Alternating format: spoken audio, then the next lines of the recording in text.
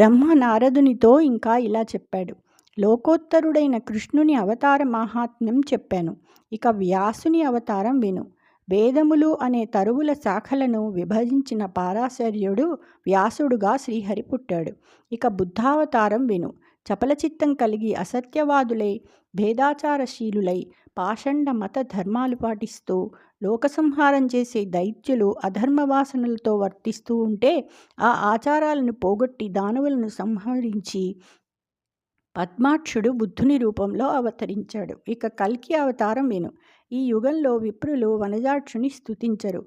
హోమాదులు చేయకపోవటం చేత వషట్ స్వాహ స్వథ అనే వాక్యాలు వారి నుండి వినబడవు.